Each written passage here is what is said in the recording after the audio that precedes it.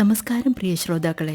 ഇന്ന് നേർവഴിയിൽ കൊല്ലം ജില്ലാ എംപ്ലോയ്മെന്റ് എക്സ്ചേഞ്ചിലെ സീനിയർ ക്ലർക്കായ റോബിൻ രാജുമായി സെവിൽ ജിഹാൻ നടത്തുന്ന അഭിമുഖ സംഭാഷണം കേൾക്കാം.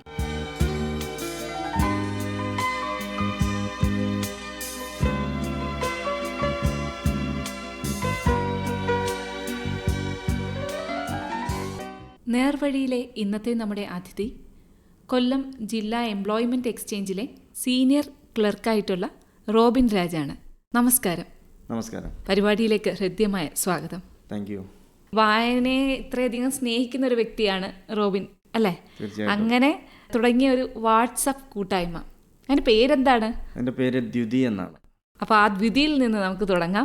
കാരണം ഏറ്റവും കൂടുതൽ നമുക്കിപ്പോൾ കാഴ്ചയുള്ളവരെ സംബന്ധിച്ച് എന്ത് കണ്ടാലും പെട്ടെന്ന് വായിക്കാൻ ആ ഒരു അക്സസിബിലിറ്റി ഈസിയർ ആയിരിക്കും, അല്ലേ? കുറച്ചുകൂടി എളുപ്പമായിരിക്കും. അപ്പോൾ കാഴ്ച പരിമിതിയുള്ളവരെ സംബന്ധിച്ച് പലപ്പോഴും ഒരു വെല്ലുവിളിയായിട്ട് നിൽക്കുന്ന ഒരു സാഹചര്യമാണ് ഇപ്പോഴും ഉള്ളത്. ഒരു പരിധിവരെ ടെക്നോളജി നമ്മളെ സപ്പോർട്ട് ചെയ്യുന്നെങ്കിലും ബ്രെയിലിയിൽ തന്നെ കൂടുതലും അവൈലബിൾ ആവണമെന്നില്ല, അല്ലെങ്കിൽ ഈ പ്രശസ്തമായ പുസ്തകങ്ങൾ, അങ്ങനെ പല കാര്യങ്ങളും നമുക്ക് വായിക്കാൻ പറ്റുന്ന രീതിയിൽ കിട്ടണമെന്നില്ല, അല്ലേ? അപ്പോൾ അങ്ങനെയുള്ള ഒരു സാഹചര്യത്തിൽ തുടങ്ങിയ ഒരു വാട്സപ്പ് ഗ്രൂപ്പിൻ്റെ പേരാണ് നമ്മളിപ്പോൾ കേട്ടത്. ഇനി നമുക്ക് അതിൻ്റെ ഡീറ്റെയിൽസ് ചോദിച്ച് മനസ്സിലാക്കാം. എങ്ങനെയാണ് ഈ ഒരു വാട്സപ്പ് കൂട്ടായ്മ ആരംഭിച്ചത്?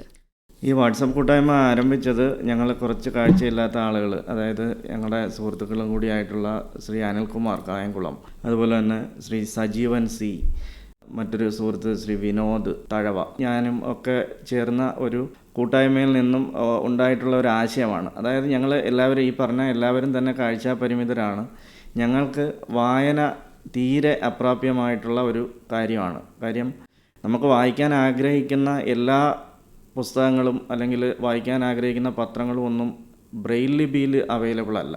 അതുപോലെ തന്നെ ഇതിൻ്റെ ഒന്നും ഓഡിയോ കണ്ടൻറ്റ് കിട്ടാനുമില്ല. മറ്റാരെങ്കിലും നമ്മൾ ആശ്രയിക്കേണ്ടി വരുന്ന ഒരവസ്ഥ. ഒരു പത്രം വായിച്ച് കേൾക്കണമെങ്കിൽ അല്ലെങ്കിൽ ഇഷ്ടപ്പെട്ട ഒരു പുസ്തകം വായിച്ച് കേൾക്കണമെങ്കിൽ മറ്റാരെങ്കിലും ആശ്രയിച്ച് അവരിൽ നിന്നും വായിച്ച് കേൾക്കേണ്ട ഒരു അവസ്ഥ കാഴ്ച പരിമിതരെ സംബന്ധിച്ചിടത്തോളം ഉണ്ട്. അപ്പോൾ ആ ഒരു പ്രതിസന്ധി മറികടക്കുന്നതിന് വേണ്ടിയിട്ട് വായിച്ചു തരാൻ വില്ലിങ് ആയിട്ടുള്ള കുറച്ച് ആളുകളെ സംഘടിപ്പിച്ചുകൊണ്ട് ഒരു കൂട്ടായ്മ രൂപീകരിക്കുകയായിരുന്നു ഞങ്ങൾ ആദ്യം ചെയ്തത്. അത് 2016 ഓഗസ്റ്റ് മാസത്തിലാണ് ഇങ്ങനെ ആരംഭിക്കുന്നത്. ഇത് ഈ ഒരു ആശയം വന്നതും അന്ന് തിരുവനന്തപുരത്തുള്ള ബാട്ടൺ ഹിൽ കോളേജിലെ കുറച്ച് വിദ്യാർത്ഥികളെ സംഘടിപ്പിച്ചുകൊണ്ട് അവരുടെ സഹായത്തോടു കൂടി ഞങ്ങളൊരു വാട്സാപ്പ് ഗ്രൂപ്പ് ഫോം ചെയ്യുകയും ആ ഗ്രൂപ്പിലൂടെ കുട്ടികളുടെ സമയത്തിനനുസരിച്ച് അവർ പുസ്തകങ്ങൾ വായിച്ച് ഗ്രൂപ്പിലേക്ക് ഷെയർ ചെയ്യാമെന്ന് പറഞ്ഞു. ആ രീതിയിൽ തുടങ്ങിയതാണ് ആ ഒരു കൂട്ടായ്മ. പിന്നീട് അത് ഒരുപാട് വലുതായി. കാഴ്ചാപരിമിതർ ഒരുപാട് ആളുകൾ ഗ്രൂപ്പുകളിലേക്ക് ജോയിൻ ചെയ്യാൻ തുടങ്ങി. പുസ്തകങ്ങൾ കൂടുതൽ വായിക്കാൻ തുടങ്ങി. പ്രശസ്തരായിട്ടുള്ള പുസ്തകങ്ങൾ, പ്രശസ്തരായ വ്യക്തികൾ എഴുതിയിട്ടുള്ള ധാരാളം പുസ്തകങ്ങൾ ആ ഗ്രൂപ്പിലൂടെ വായിച്ചു. പ്രശസ്തരായ ഒരുപാട് എഴുത്തുകാരുടെ പുസ്തകങ്ങൾ ആ ഗ്രൂപ്പിലൂടെ ഞങ്ങൾ വായിച്ചു കേട്ടു. അപ്പോൾ ആ ഗ്രൂപ്പിലേക്ക് റീഡേഴ്സായിട്ട്, അതായത് പുസ്തകങ്ങൾ വായിക്കുന്നതിന് വേണ്ടിയിട്ട് കൂടുതൽ ആളുകൾ തയ്യാറായി വന്നു മുന്നോട്ട്. പതുക്കെ ആ ഒരു കൂട്ടായ്മ വളരെ വേഗത്തിൽ തന്നെ വളർന്നു എന്ന് തന്നെ പറയാം. പുതിയ ആളുകൾ ജോയിൻ ചെയ്യാൻ താല്പര്യപ്പെട്ടു വന്നു, അല്ലേ? അതെ. വിദ്യാർത്ഥികൾക്ക് ചില അവരുടെ അക്കാഡമിക് സമയത്തിന് പുറമേ അവർ ഇതിനു വേണ്ടിയിട്ട് സമയം സ്പെൻഡ് ചെയ്യാൻ തുടങ്ങി. അതുപോലെ തന്നെ വെറുതെ വീടുകളിൽ റിട്ടയർമെൻറ്റ് ജീവിതം നയിക്കുന്ന കുറേ ആളുകൾ ഇത് അറിഞ്ഞ് അത്തരത്തിൽ കുറച്ച് ആളുകൾ, സുമനസ്സുകളായിട്ടുള്ള കുറച്ച് ആളുകൾ പുസ്തകങ്ങൾ വായിച്ച് നൽകാമെന്ന് ഏറ്റുകൊണ്ട് മുന്നോട്ട് വന്നു. അത്തരത്തിൽ ഇപ്പോൾ ഈ ഗ്രൂപ്പിൽ പുസ്തകങ്ങൾ വായിക്കുന്നതിന് വേണ്ടി മാത്രം ഏകദേശം 50-ലധികം ആളുകളുണ്ട്. നമ്മുടെ സംസ്ഥാനത്തും വിദേശത്തുമായിട്ടും പല ആളുകളും ഡെയിലി നമുക്ക് വേണ്ടിയിട്ട് പുസ്തകങ്ങൾ വായിച്ച് നൽകുന്നുണ്ട്. സാധാരണ നമുക്ക് ഈ പത്രം വായന ശീലമുള്ളൊരു കാര്യമാണല്ലോ, രാവിലെ എണീച്ച് പത്രം വായിക്കുന്നത്. എത്ര പത്രം വായിച്ചിടാറുണ്ട് ഈ ഗ്രൂപ്പിലേക്ക്? പറഞ്ഞതുപോലെ പത്രവായനയും നമുക്ക് ഏറ്റവും ആഗ്രഹമുള്ള ഒരു സംഭവമാണ്. മറ്റുള്ളവർ രാവിലെ എണീറ്റ് പത്രം നോക്കിയിരുന്ന് പത്രം വന്ന് ഒരു ചൂട് ചായ കുടിച്ച് പത്രം വായിക്കുമ്പോൾ നമുക്കും പത്രം വായിക്കണം എന്നുള്ളൊരാഗ്രഹം എനിക്കുമുണ്ട്. ഞാനും പത്രം വായിച്ചിട്ടുള്ള ആളാണ്. പക്ഷേ എനിക്ക് കുറച്ച് കാലമായിട്ട് എനിക്കും പത്രം വായിക്കാൻ പറ്റുന്നില്ല. അപ്പോൾ പത്രവും ഇത്തരത്തിൽ വായിക്കാൻ പറ്റും എന്നുള്ളൊരു ആശയം വരികയും ഏകദേശം 4 ചില ദിവസങ്ങളിൽ 5 പത്രങ്ങൾ നമ്മുടെ ഗ്രൂപ്പിലൂടെ വായിക്കും. നമ്മുടെ കേരളത്തിലെ പ്രചാരത്തിലുള്ള പ്രധാനപ്പെട്ട പത്രങ്ങൾ തന്നെയാണ് ഗ്രൂപ്പിലൂടെ ദിവസേന വായിക്കുന്നത്. അപ്പോൾ അതിലൊരു സംശയമുള്ളത്, ഈ ഹെഡ്ലൈൻസ് മാത്രമാണ് വായിക്കുന്നത്, എല്ലാ പേജസും? ഒരു പത്രത്തിൽ എന്തൊക്കെയുണ്ടോ അതെല്ലാം വായിക്കും. അതായത് പത്രത്തിലെ പ്രധാനപ്പെട്ട വാർത്തകളുടെ ഹെഡിങ് മാത്രമല്ല, വാർത്തകൾ വിശദമായിട്ട് തന്നെ വായിച്ചിടും. കൂടാതെ ഒരു പത്രത്തിൽ കാണുന്ന ഫോട്ടോസ്, ആ ഫോട്ടോസിൽ എന്തൊക്കെയാണ് കാണുന്നത്, ഒരു കാഴ്ചയില്ലാത്ത ആൾക്കാർ ആ ഫോട്ടോയിൽ എന്തൊക്കെയാണ് ഉള്ളത് എന്ന് വ്യക്തമായി തന്നെ മനസ്സിലാകും വിധമാണ് ഈ റീഡർമാർ ആ പത്രത്തിലുള്ള ഫോട്ടോസ് ഉൾപ്പെടെ വായിക്കുന്നത്. വോയിസ് ക്ലിപ്പ് ഇട്ട് തരുന്നത്, വോയിസ് ക്ലിപ്പായിട്ടാണ് ഇടുന്നത്. തീർച്ചയായിട്ടും എല്ലാ ഡീറ്റെയിലും അറിയാൻ കഴിയല്ലേ? തീർച്ചയായിട്ടും അറിയാം.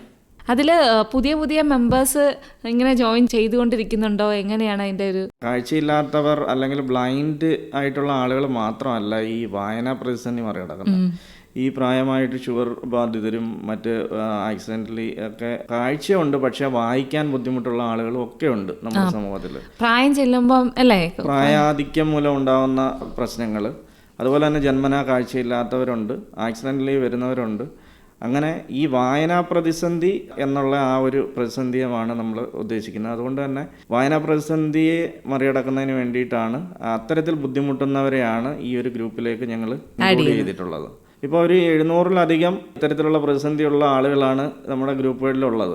വാട്സാപ്പിന് തന്നെ ഗ്രൂപ്പിൽ ആഡ് ചെയ്യുന്നതിന് പരിമിതിയുണ്ട്, ആളുകളുടെ എണ്ണം കൂടുതലായിട്ട് പറ്റത്തില്ല. അതുകൊണ്ട് ഞങ്ങൾ ടെലഗ്രാമിലാണ് കൂടുതലും പുസ്തകങ്ങളൊക്കെ വായിക്കുന്നത്. പത്രം വായിക്കുന്നത് വാട്സാപ്പിലും ആക്കിയിട്ടുണ്ട്. ഇതിൽ എപ്പോഴെങ്കിലും ഈ കൂട്ടായ്മയിലുള്ള എല്ലാവരും ഒത്തുചേർന്നിട്ടുണ്ടോ? തീർച്ചയായിട്ടും. ഞങ്ങൾ 2016 മുതൽ എല്ലാ വർഷവും, 2016 ഇത് തുടങ്ങിയെങ്കിലും 17 മുതൽ എല്ലാ വർഷങ്ങളിലും ഇതിൻ്റെ ഒരു ഗെറ്റ് ടുഗദറും ഞങ്ങൾ സംഘടിപ്പിക്കാറുണ്ട്. ഈ വർഷത്തെ ഗെറ്റ് ടുഗദർ എറണാകുളത്ത് വെച്ചായിരുന്നു. ഡിസംബർ 22 ആയിരുന്നു. അന്ന് ഒരു 180ഓളം കാഴ്ചയില്ലാത്തവരും റീഡേഴ്സും കേരളത്തിൻ്റെ വിവിധ ഭാഗത്തു നിന്നും അവിടെ എത്തിച്ചേർന്നു. നല്ല രീതിയിലുള്ള ഒരു ക്രിസ്മസ് ന്യൂ ഇയർ ആഘോഷം ഞങ്ങളവിടെ സംഘടിപ്പിച്ചു. വളരെ സന്തോഷമുള്ള ഒരു കാര്യം കൂടിയാണ്. കാര്യം ഡെയിലി കാഴ്ചയില്ലാത്തവരെല്ലാവരും ഇവരുടെയൊക്കെ സൗണ്ട് കേൾക്കുന്നുണ്ട്. പത്രം വായിക്കുന്നവരുടെയും പുസ്തകങ്ങൾ വായിക്കുന്നവരെയൊക്കെ ശബ്ദം കേൾക്കുന്നുണ്ട്. പക്ഷേ ആളുകളെ കാണാൻ പറ്റുന്നില്ല. ഇവരെയൊക്കെ ഒന്ന് കാണാനും പരിചയപ്പെടാനും ഇവരുമായിട്ട് ഇവർ വായിച്ച പുസ്തകങ്ങളെ പറ്റിയിട്ട് നേരിട്ട് അഭിപ്രായങ്ങൾ പറയാനും സന്തോഷം പങ്കിടാനും ഒക്കെ ഉള്ള ഒരു വലിയൊരു ഒരു അവസരമാണ് ആ ഒരു ദിവസം. അപ്പോൾ അത് പരമാവധി ഞങ്ങൾ എൻജോയ് ചെയ്തു. ഇത്തവണത്തെ പരിപാടി അങ്ങനെ കഴിഞ്ഞു. അങ്ങനെ എല്ലാ വർഷങ്ങളിലും ഞങ്ങൾ ഇതുപോലെ ഗെറ്റ് ടുഗദർ ഉണ്ടാവാറുണ്ട്. ഇനി പേഴ്സണൽ അച്ചീവ്മെൻറ്റിലേക്ക് വരുമ്പോൾ എങ്ങനെയാണ് നമ്മുടെ ഈ ജോലിയിൽ എത്തിപ്പെടുന്നത്? ജോലിയിൽ എത്തിപ്പെടുന്നത് PSC ടെസ്റ്റ് എഴുതി തന്നെയാണ്. 2012 ഞാൻ PSC LD ക്ലർക്കിൻ്റെ പരീക്ഷ എഴുതിയത്. അന്ന് എനിക്ക് ഇന്നത്തെ പോലെയുള്ള കാഴ്ച പ്രതിസന്ധി ഉണ്ടായിരുന്നില്ല. ഒരു സ്പെക്സ് യൂസ് ചെയ്ത് കഴിഞ്ഞാൽ അത്യാവശ്യം എഴുതാനും വായിക്കാനും ഒക്കെ കഴിയുന്ന ഒരു സാഹചര്യം ആയിരുന്നു. അന്ന് എഴുതിയ പരീക്ഷയുടെ ഫലം അല്ലെങ്കിൽ അതിൻ്റെ നിയമനമൊക്കെ ആയപ്പോഴത്തേക്ക് 2017 എനിക്ക് ജോലി ലഭിച്ചത് കൊല്ലം ജില്ലാ എംപ്ലോയ്മെൻറ്റ് എക്സ്ചേഞ്ചിലാണ്. ക്ലർക്കായിട്ടായിരുന്നു. ആ രീതിയിലാണ് ജോലിയിൽ പ്രവേശിക്കുന്നത്. കാഴ്ച പരിമിതി അപ്പോൾ എങ്ങനെയാണ് ഇത്ര കൂടി വന്നത്? കണ്ണിനെ സംബന്ധിക്കുന്ന റെറ്റിനൈറ്റിസ് പിഗ്മെൻറ്റോസ എന്ന് പറയുന്ന ഒരു അസുഖമാണ്. ഇത് ഗ്രാജുവലി കാഴ്ച കുറഞ്ഞു വരുന്ന ഒരു അസുഖമാണ്. നിലവിൽ അലോപ്പതി മെഡിസിനിലൊന്നും യാതൊരു ട്രീറ്റ്മെൻറ്റും ഈ ഒരു അസുഖത്തിനില്ല. ഞാൻ എൻ്റെ ചെറുപ്പത്തിൽ തന്നെ കണ്ണട ഉപയോഗിച്ച് വരികയായിരുന്നു. അങ്ങനെ ഓരോ വർഷവും ടെസ്റ്റ് ചെയ്യുമ്പോൾ കാഴ്ച കുറഞ്ഞു വരും. അതിനനുസരിച്ച് പവർ കൂട്ടി വയ്ക്കും. അങ്ങനെ ഒരു 10-12 വർഷം വരെ കണ്ണടയുടെ സഹായത്തോടു കൂടി പഠിച്ചു. ഡിഗ്രി തലം വരെ പഠിക്കാൻ കഴിഞ്ഞു. അതിനുശേഷം ഇപ്പോൾ കണ്ണടയ്ക്ക് സാധ്യതയില്ല. കണ്ണട വെച്ചിട്ട് പ്രത്യേകിച്ച് കാര്യങ്ങളൊന്നും ഇല്ല. അതുകൊണ്ട് കാഴ്ച പൂർണ്ണമായിട്ടും ഇല്ലാത്ത ഒരവസ്ഥയുമാണ്. പക്ഷേ എന്നിരുന്നാലും ഈ പറഞ്ഞ പോലെ ഒരുപാട് പേർക്ക് ആ അറിവിൻ്റെ വാതിൽ തുറന്നു കൊടുക്കാനും അങ്ങനെ പോസിറ്റീവായി ഒരുപാട് കാര്യങ്ങൾ ചെയ്യുന്നതിന് ഇതൊന്നും തടസ്സമായില്ലല്ലോ? ആയില്ല. ഇത് ഞാൻ ഈ 2011 മുതൽ തന്നെ കാഴ്ചയില്ലാത്ത ആളുകളുമായി ബന്ധപ്പെട്ട പ്രവർത്തനങ്ങളിൽ ഏർപ്പെട്ട് തുടങ്ങി. കാര്യം ഞാൻ അന്ന് ഒരു കാഴ്ച പരിമിതനാണെന്ന് എനിക്കും ഉൾക്കൊള്ളാൻ കഴിഞ്ഞിരുന്നില്ല.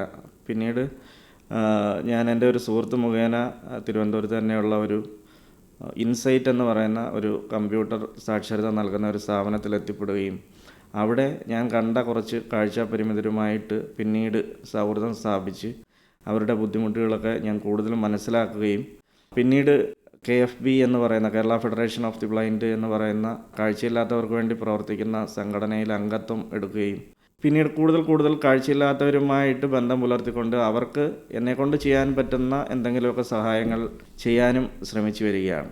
അപ്പോൾ എന്താണെങ്കിലും വളരെ പോസിറ്റീവായിട്ട് അപ്രോച്ച് ചെയ്ത് മുന്നോട്ട് പോകുന്നു. നമ്മൾ ഇനി ജോലിയിലേക്ക് വരുമ്പോൾ ജോലി എങ്ങനെ മുന്നോട്ട് പോകുന്നു? ക്ലർക്ക് എന്ന് പറയുമ്പോൾ തന്നെ നമുക്കറിയാം ഫയൽ വർക്കുകളാണ് കൂടുതലും ഉള്ളത്. പക്ഷേ ഇപ്പോഴത്തെ സാഹചര്യത്തിൽ നമ്മുടെ സർക്കാർ തന്നെ പേപ്പർലെസ് ഓഫീസ് ആക്കിക്കൊണ്ടിരിക്കുന്നു. പലതും ഓൺലൈൻ സംവിധാനത്തിലേക്ക് വന്നുകൊണ്ടിരിക്കുന്നു. ഫയലുകളും പേപ്പറുകളും ഒക്കെ ഓഫീസിൽ നിന്നും കുറഞ്ഞു വരുന്ന ഒരു സാഹചര്യമാണ്.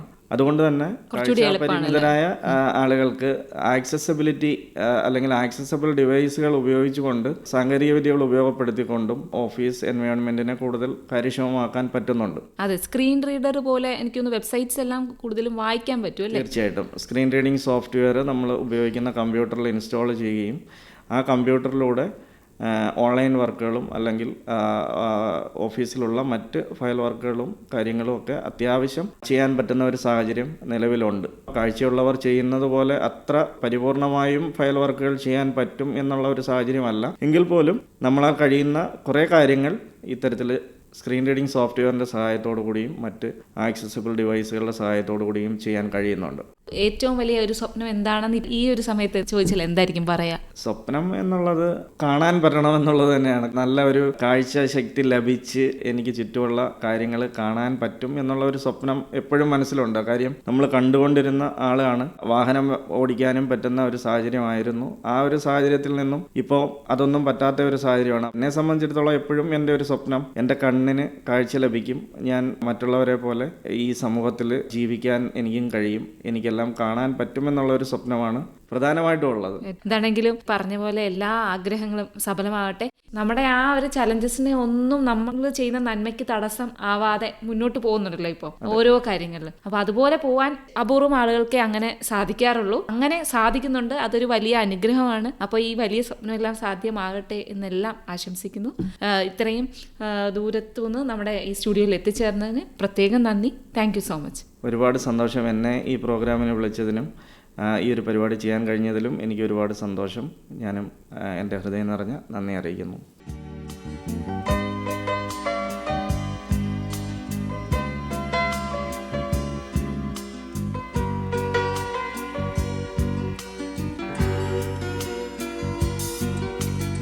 നമസ്കാരം പ്രിയ ശ്രോതാക്കളെ.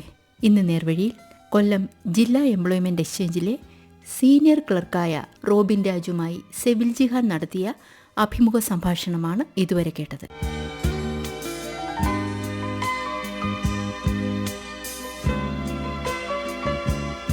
നിർവഹണ സഹായം ശോഭ BT.